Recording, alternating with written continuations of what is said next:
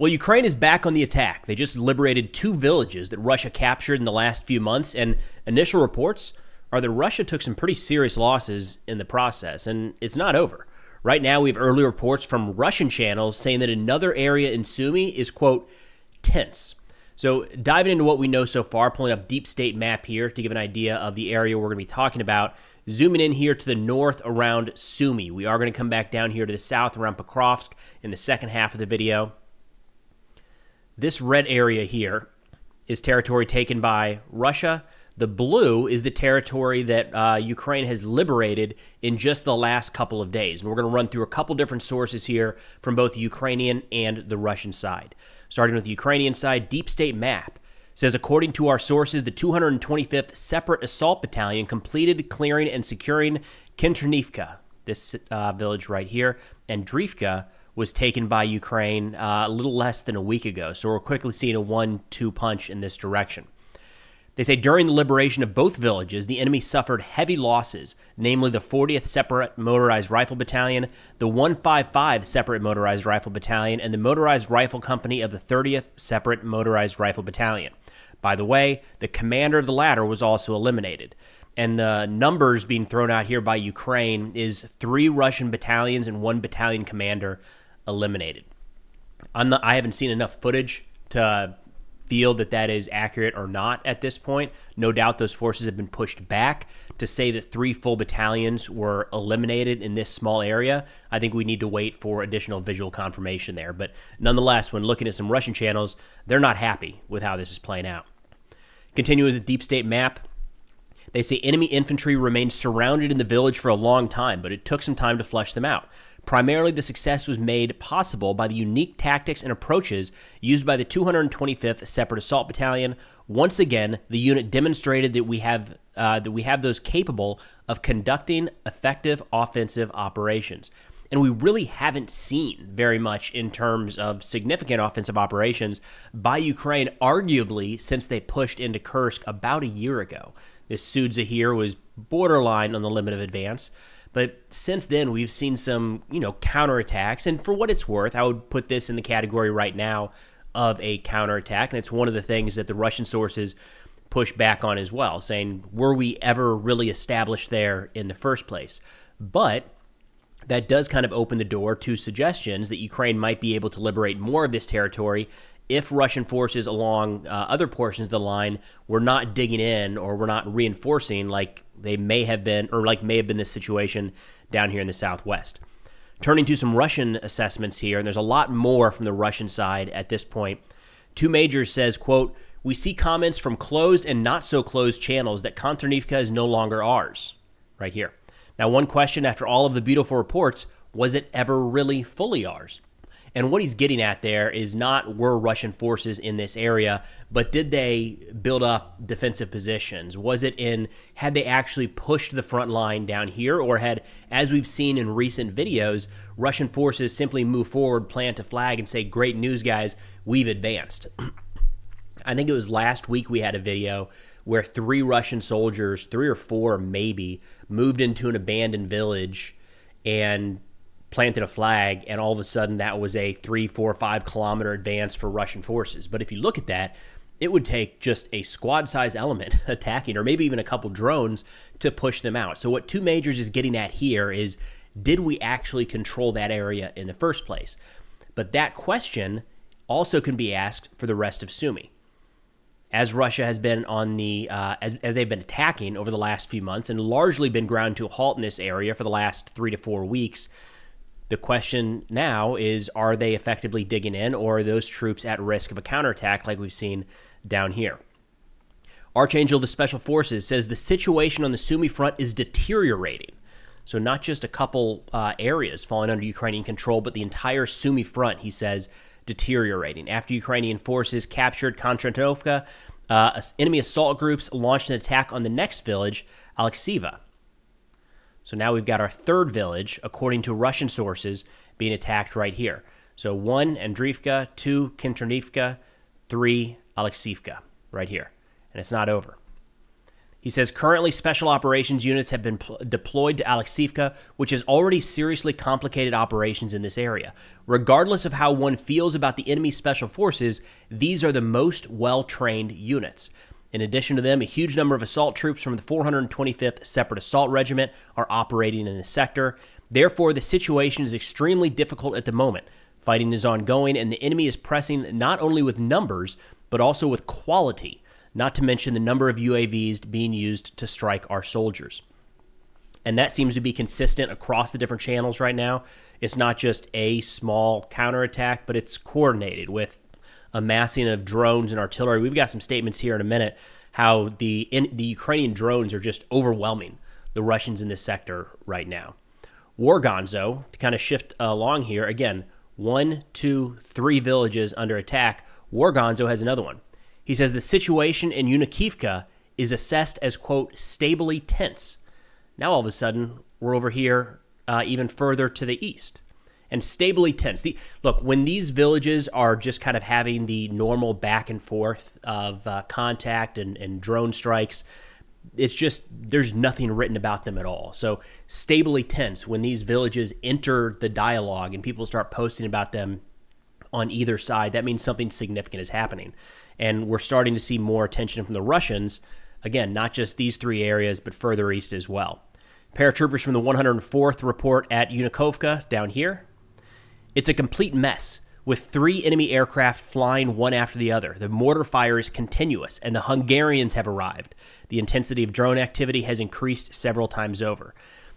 There's actually a couple different, I believe what they're talking about when they say Hungarians is not Hungarian units. It's the Magyar birds, which is arguably the most effective, most lethal Ukrainian drone unit in the military. The commander is Hungarian, I believe. There's a couple reports coming up today that units are concerned that the Magyar birds are there in their sector. It's not just up here, but it's also down at Pokrovsk. Technically, they could be split up and shown in a couple different directions, but notable when enemy forces are like, wait a minute, hold on, those guys are here. That's not a good sign. Now, Russian media TASS took a different approach to all of this, which was interesting. They said the armed forces of the Russian Federation are clearing the areas southeast of Unclassified in the Sumy region, thereby forming a buffer zone at the border with Kursk region. So they just ignored TASS's, all these reports coming from Russian mill bloggers and units saying this is a problem. Ukraine is actually taking the fight to us pretty significantly in this area. And TASS's version is, let's just say they're attacking. The Russians are we're attacking. That's what's happening. That's the news that's coming out of Unclassified. So, usually you see just silence, not just a complete 180 on the topic there, but nonetheless, that seems to be the official Russian reporting out of the Sumy region right now. Now, shifting down, oh, you know what? Let me share a picture here real quick. This was the Unmanned Systems Forces commander yesterday shared this publicly on his Telegram channel, and then it went out across all these different units. In this picture, you have the commanders of at least 6 units in the Ukrainian Unmanned Systems Forces. These guys here, this is probably the highest concentration of modern drone warfare knowledge in one picture. These guys have accounted for, and their units, I don't know. I can't even put a number on how many Russian soldiers these guys right here have killed. So interesting little, photo. Got a lot of attention yesterday. But shifting back over here to the map, we're going to shift down to Pokrovsk, area down here in the south. This has been the focus of Russian offensive activity now for about a year. And we've had some recent videos talking about concerns that Ukraine is at risk of being encircled here. You can see on the map, no doubt. We've got a few assessments from Russian channels on the situation here. Two Majors says, quote, our troops are advancing on Pokrovsk and Minorod. Right here. The forces on both sides have accumulated huge numbers. And that seems to be a theme across a lot of Russian channels now. They are kind of laying out what, it's kind of the obvious situation of what could happen around Pokrovsk, but a lot of Russian mill bloggers talking about significant Ukrainian reinforcements coming in that may not be able to break this siege. They may not be able to push the Russians back in certain directions, but very similar to what we saw in Avdiivka, Bakhmut, and elsewhere, it could be enough personnel and equipment to cause significant losses amongst the Russian ranks as they continue to advance. Russian mill blogger Military Chronicle said, quote, we have approximate control around the southern approaches to Pokrovsk. And yesterday, there was a picture that came out suggesting that Russian forces were already operating inside of the city of Pokrovsk. That appears to have been a little premature. Even Russian sources came out after and said those are just some of the reconnaissance groups, and they moved in and they moved back out.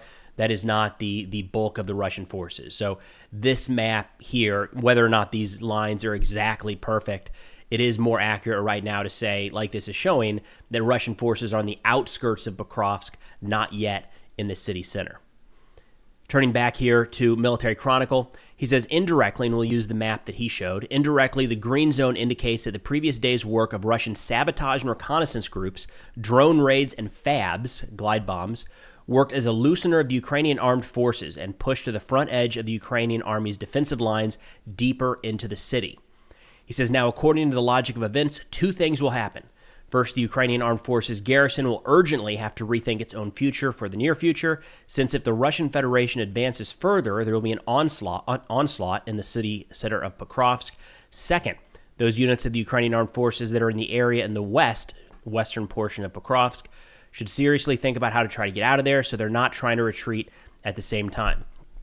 Again, not groundbreaking assessments, and very similar assessments we've heard from the Russian side for, to be blunt, months now.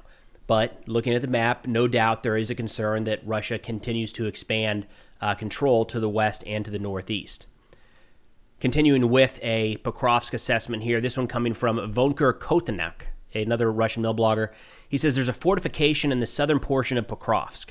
Our assault units and sabotage reconnaissance groups have already reached that street. He may be talking about this area right in here. In the western portion of the city, the defense in any case is still stable. The enemy is pulling reserves in to stabilize the situation, but at the moment, he has not been able to do this. Reserves are not able to be in several places at once. Nevertheless, the enemy is trying to organize a defense in the city, is mining, is trying to build selections of barriers. The situation in the city is very dynamic. So, dynamic, tense are the types of words we hear from Russian mill bloggers when, heavily contested. So while I would say big picture, this is trending in Russia's direction, right now it does sound like a lot of Ukrainian units are massing in and around Pokrovsk to, at the very least, make any additional gains there very costly for the Russian forces.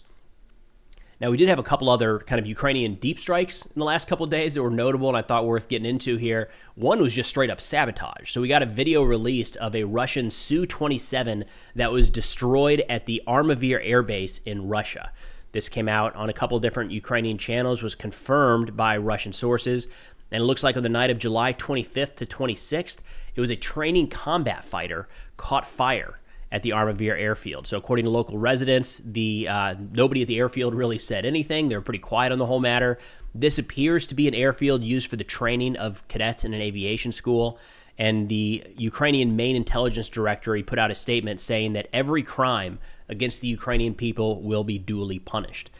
And at this point, that looks like sabotage. Somebody snuck in and started a fire. We saw some of that earlier in the war. Haven't seen as much recently, but of saboteurs lighting fires deep inside of Russian territory. And notably, we did an interview just last week with one of the soldiers from the Freedom of Russia Legion. And when talking with her about what their plans are when the war wraps up, should there be some sort of peace agreement between Russia and Ukraine, this was the type of stuff she was talking about, sabotage inside of Russian territory. I'll link that video, and it's a fascinating unit, right? Incredible what they're doing. But they're focused on the downfall of the Putin regime. So the war is an aspect of that, but it's not an end state. So when you see some of this sabotage popping up, I always have in the back of my mind, are they somewhat connected to some of these Russian units that are fighting alongside Ukraine against Putin? Could be. No indications of that at this point. Just felt like worth bringing up given last week's interview. Now, there was also a pretty deep strike carried out by Ukrainian drones into Russian territory just yesterday. They hit a signal plant in Stavropol, which is 500 kilometers behind the front lines. The governor of the region there said that the attack drones launched by the Ukrainian Nazis were all repelled. There were impacts on industrial facilities, no casualties or fatalities. And he stresses to the citizens, don't share any information. You share any information, it helps the Ukrainians. People shared some information. We've got some strike footage.